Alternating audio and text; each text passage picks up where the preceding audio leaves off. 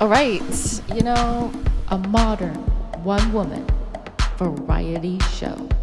This show is meant to give me some variety.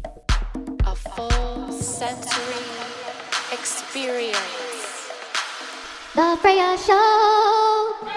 Welcome back to the FRAYA Show. This is episode 2, and today's theme is self-inflicted pain. Hey, I thought we were talking about self-compassion today. No, I decided to go with pain instead. So it's a good thing you're sitting down. Yeah, well, self-compassion is nicer. It's kinder. It's a little lighter of a subject. Yeah, well, pain is one of those things that we've been seeking, consciously or not. We do. But not anymore. We don't do that anymore, but you go on with your little stand-up routine comedy act over there. I think it was Moliere who said, life is a tragedy for those who feel and a comedy for those who think. I don't really understand it, though.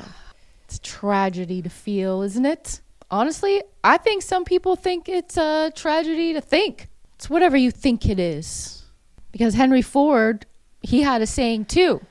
You know what that one is? Yeah, isn't it like whether you think you can or you think you can't? Yes. You're right. You're right. Some might say that tragedy is superior to comedy. Listen, I'm not over here creating a Shakespearean play, in case you didn't notice.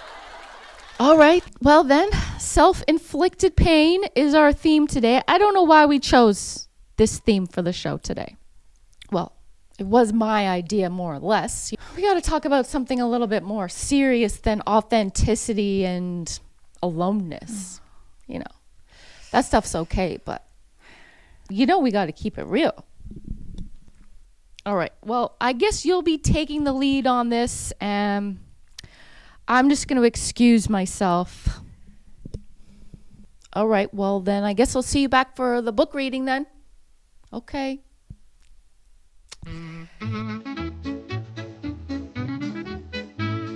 The stand up, sit down. Sit down if something's serious. Stand up if you want to make a point to be heard. Sit down to hear it. Stand up to say it. Talking in front of other people, especially imagine if this was like a whole audience of hundreds of thousands of people, and just a handful of people to stand up and talk to can be painful for a lot of people.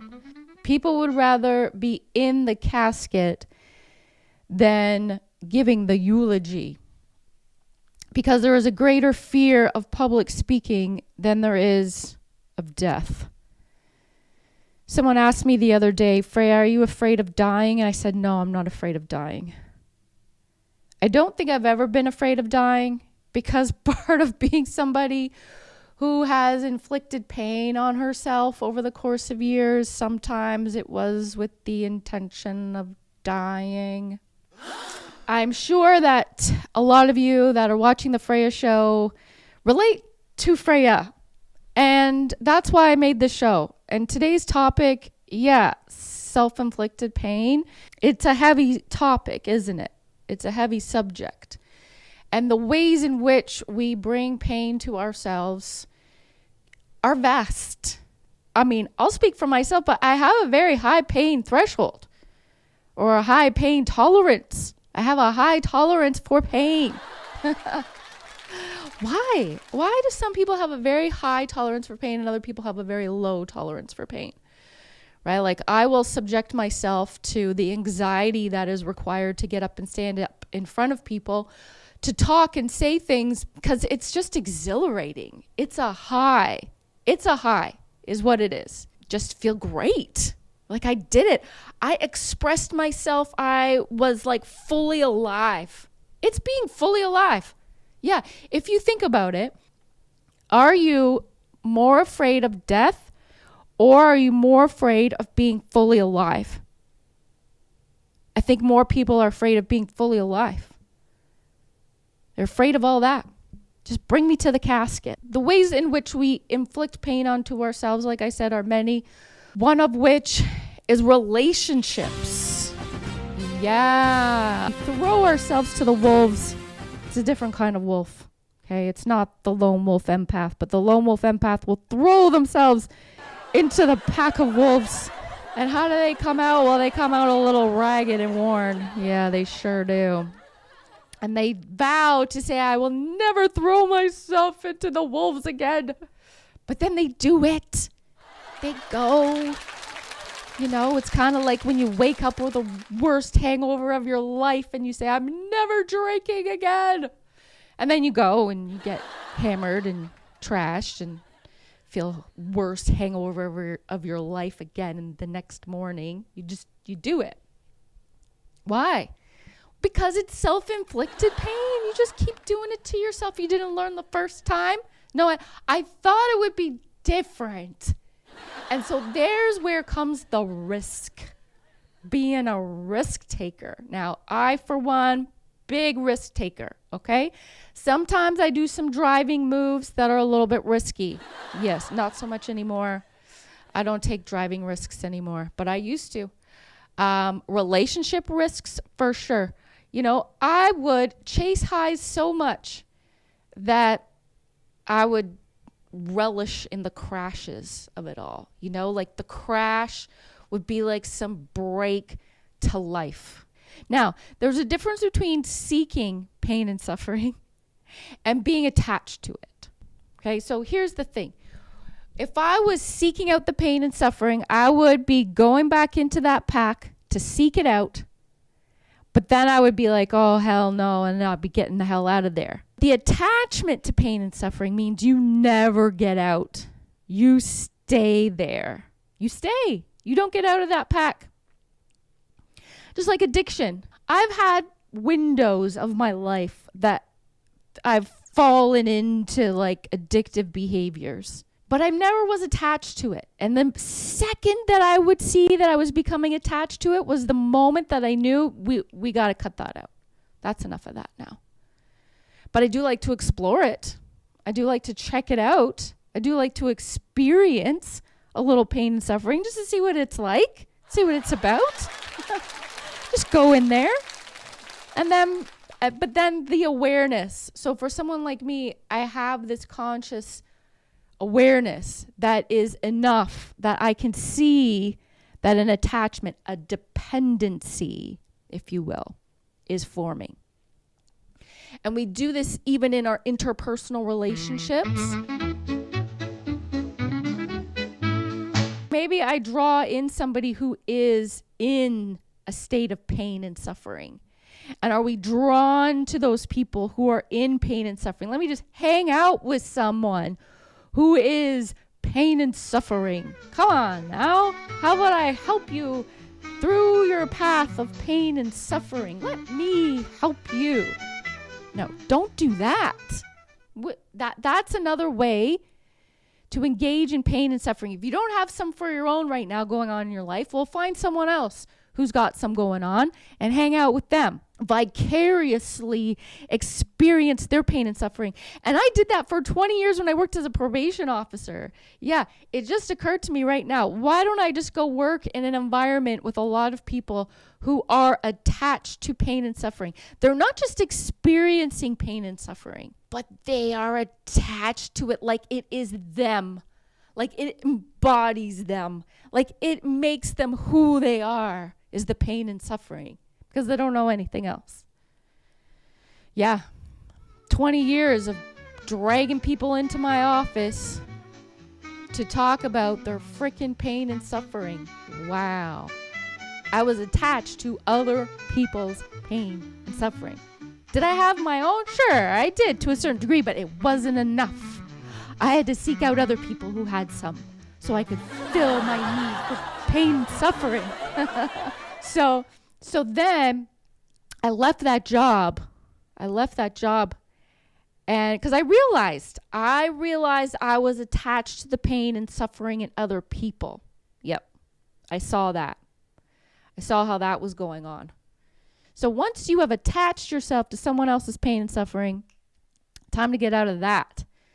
So I realized I had a 20-year career of being attached to pain and suffering, working in the criminal justice system with people who are in and out of jail and homeless and struggling with mental health and addiction. Yeah, that's heavy.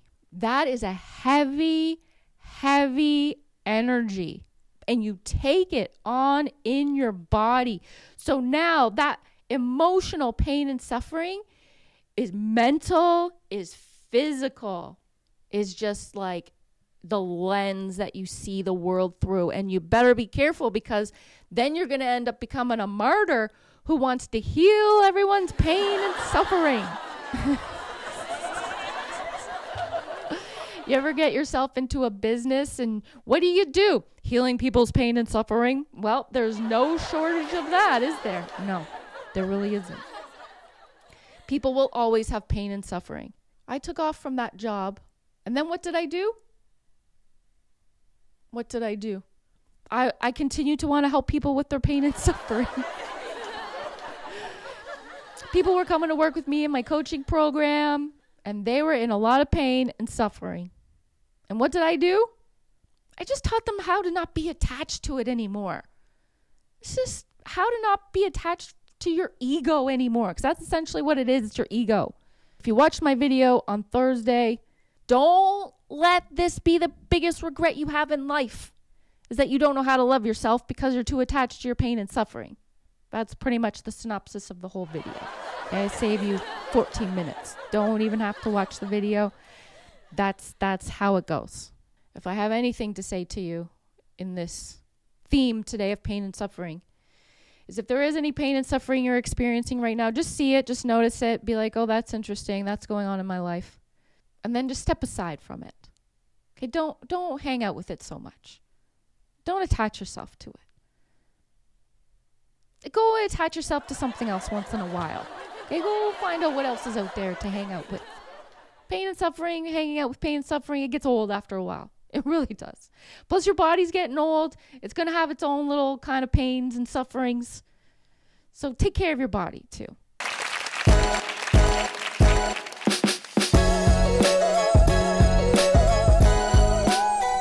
All right, well, that was a nice little stand-up comedy act from FRAYA, my other FRAYA. I guess I'm two people. You have to be. When you do a variety show, it's like you got to play the characters. So far, you're not seeing me dress up with any wigs or anything, or fancy outfits. I do have these fancy socks. You like these ones? Cool socks, eh? They're from Vans. This is not a sponsored video for Vans, by the way. But if Vans wants to come over and gear me up, then I would not refuse. All right. I have this book in my hand, okay? Let me just sit up a little better here. Diary of a Lone Wolf from Teen to 20s. And who wrote this book? I did. I wrote this book. Yes, I did. I released this book in July of this year. I've been keeping it a little low key. All right. It's been low key because this book is a memoir, but not of my whole life. Like, we're not in the 30s yet. Okay, and I'm 48 now. There will be a sequel to this book eventually. In my opinion, this whole freaking book is self-inflicted pain. That's why I'm bringing it out to read from. I'm like, what book am I going to read from? Whether it's through loneliness, addiction, codependency, and just other nonsense that goes on. Like, you guys have all had lives too over there, and you can all go back into your own lives and realize how much pain you have endured at your own hand. Nonetheless, I opened the book to May the 5th, 2002, and we had just been on strike. Oh, gosh. I start this job as a probation officer. We have a union. And then the freaking collective agreement expires and everybody votes for a strike. So it starts in late March when it's the goddamn coldest time of the season in Canada. And the space where we had to picket, we never got any sun. We had these fire pits that were in these barrels to keep us warm. And we'd come home and we'd just stank like fire. Like, I just want to be a probation officer. I didn't know I'd have to do all this going on strike bullshit. That's what happened for 6 weeks. So here we are. This is May the 5th, 2002. This is the chapter is called Forging a New Path. Okay, because I've got a career now. So this is the new path I'm trying to strike up in my mid-20s here. Finally, the strike is over already. The voting took place on Friday and Saturday, and today they counted 78% yes votes to the new contract. Keeping in line with my positive attitude, I'll say that many lessons have been learned during this time. I've learned who I can trust, to be more frugal with my money, and know that it won't kill me. I've realized that I really do love my job, but I already knew that one. I haven't seen the new guy since Thursday as he went to a friend's cottage, but he called me twice today since he got back. It's wonderful to not even think about the ex and instead be totally into new guy. I guess he's kind of my boyfriend, but it certainly won't be an official title yet. He did invite me to a wedding in June with him for the long weekend, so in time he'll be all mine. Until I made them mine. Until they were mine. It's like I sound like a little she-wolf over here. Like, I will make you mine. You know, not like I ever had that much control over things. But I was always seeking love. Oh boy, I was always seeking love. And I had so much love in me to give. I really did. But it wasn't until later in my life that I recognized how I needed to direct that love in a much more productive way. February 2nd, 2003, the year is passing by, 1 month down. So after I got into that car accident, it killed my car. It was quite the experience. Right now, I'm driving a Ford Escape and will likely be getting a new car by next week. I had my audition at Club 54 and will be working there as a go-go dancer on the weekends. My first night is Saturday. Spent a lot of time with DJ Guy this weekend. Things are moving right along. Tonight, my friends and I went to see him spinning. I just look at him and I'm so attracted to him, so in love with him, so intrigued by him. I'm so happy to be with him, and I honestly cannot get enough of him. He might be feeling that I don't like him as much, but that's only due to maybe the fact that I'm reserved about the way I feel. I mean, I don't want to give too much too soon because I have all the time in the world. A key word is comfortable. This word always comes to my mind to express my feelings about us together. My life is taking on drastic changes right now. It is time. I love watching my life unfold and evolve. I really do. I think that's why I documented so much of it. Yeah. So if you didn't realize by now, the Diary of a Lone Wolf is literally a diary. That in itself was an experience to endure, going through all of these journal entries. If you want to check out Diary of a Lone Wolf, it's quite exciting and amusing and entertaining. You just got to go through all the teenage years. That was really hard. It's on Amazon. It's on Amazon.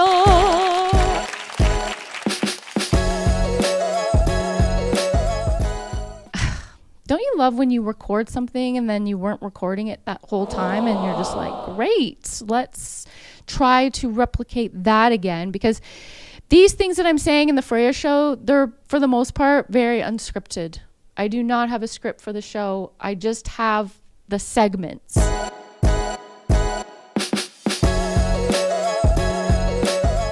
Oh yeah. I don't think we're really going to have show and tell today for self-inflicted pain theme. The theme of self-inflicted pain, we're not going to have show and tell. It's here. Here it is. Right here. Okay? The movement today for self-inflicted pain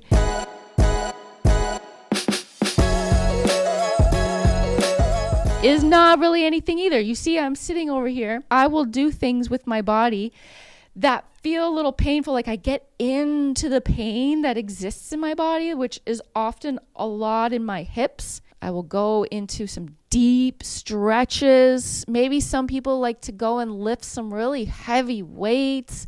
Maybe some people like to go and run really long marathonic journeys with their bodies and run really far. And that's kind of a little self-inflicted pain. You know, people who run marathons or do an Ironman, you know, wow. That is like, just face it. It's exhilarating, right? Like you're getting some high out of it.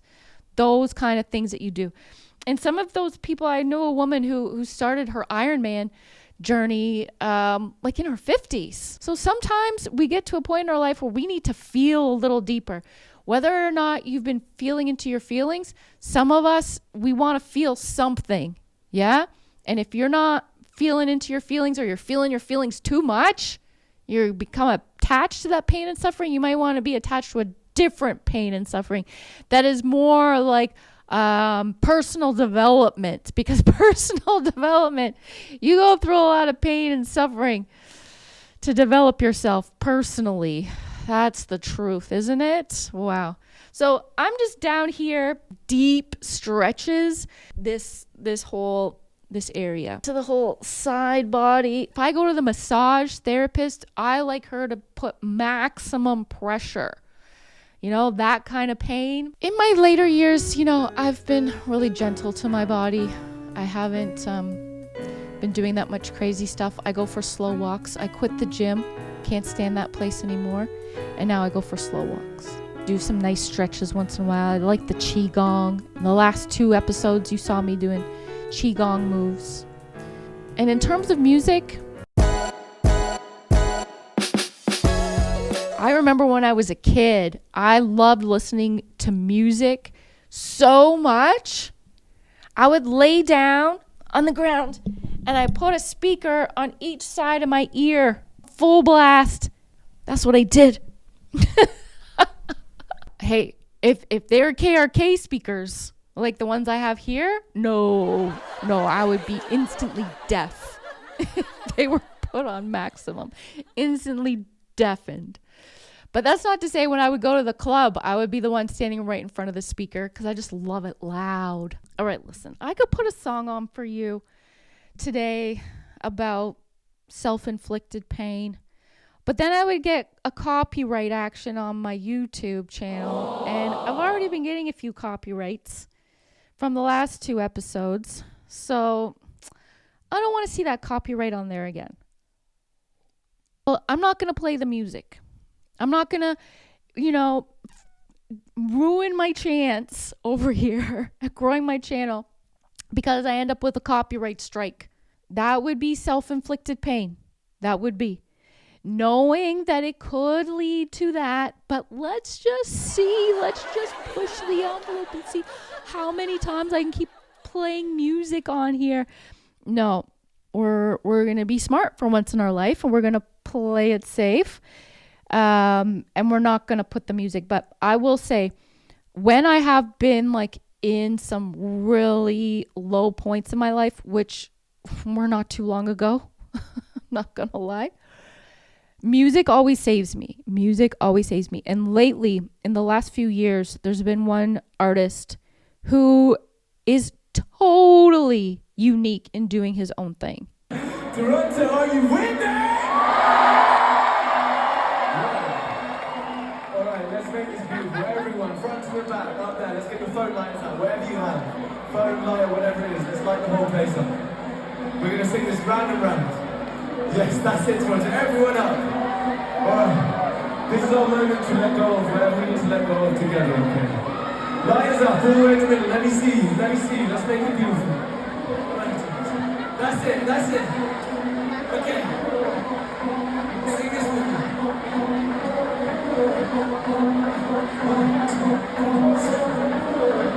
I've been lost.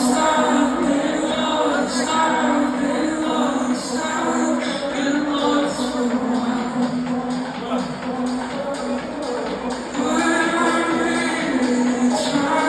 And he speaks to the pain that lives in people. He really does. His name is Fred Again. Fred Again. He's out of the UK.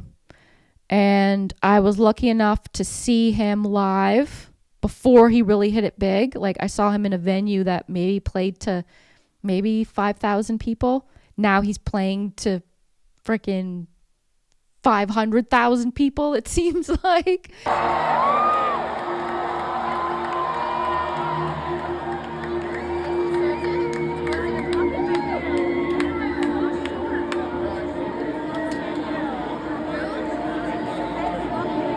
He's playing the biggest venues you could imagine. He's just going all out. This guy is hardcore, but he's a serious artist. He is a composer. He is so creative. He plays electronic music, but he also sings a little bit. He's not a traditional DJ. Like, some people would hear his music and think he's going to play and that he's a DJ, and he does use a mixing board and he does mix songs. But this guy, he's just in his own league. He really is.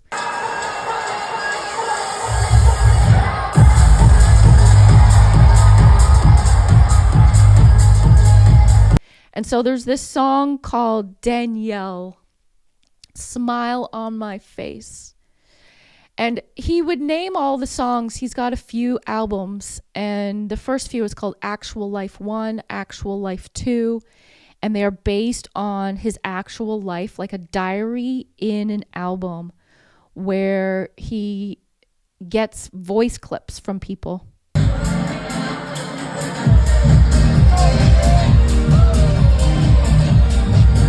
Integrates their voice clips into the songs. And this song, Danielle, Smile on My Face, there's a line in there that says, sometimes I want to feel the pain. Sometimes I want to feel the pain. Sometimes I want to feel the pain. Oh, and the beat behind it, it's so good. Listen, go check it out. Go put it in your Spotify or Apple Music or whatever, or just right here in YouTube. Fred Again, Smile on My Face. It's an upbeat track. It's an upbeat tune. I like the upbeat songs. I'm an upbeat gal, okay? I like to stay lifted. I don't like to stay down in despair. All right? Like you heard me reading in this book, the positive, what day was that? Keeping in line with my positive attitude. Always a very positive gal who would seek out pain and suffering. Yeah, so what? So what? You can't tell me you didn't either. And I think it was because of my positive attitude that I was able to get through all that pain and suffering and not attach to it. Because if I was of a negative Nancy demeanor and I was seeking out pain and suffering, I would be attached to it. It would become me. I would be pain and suffering. But sometimes I want to feel the pain. Sometimes I just want to. And sometimes that happens when I like curling my hair and I don't use the little glove that they give you so you don't burn your finger, or using a mandolin and not using the guard so that I don't slice off a piece of my finger, or just putting the lid on a kettle properly so when you pour it, it comes out the spout instead of spilling all over your hand and leaving you with this big scar on your hand for years to come. That one was really bad. Something with my hands. I'm injuring my hands a lot. Nonetheless. Okay, it's time to sign off from another episode of the FRAYA Show. Remember to love fiercely, live fully, and always be free to be you. Keep Hamilton real, yo. Go broadcasting to you from Hamilton, Ontario, Canada. The FRAYA Show.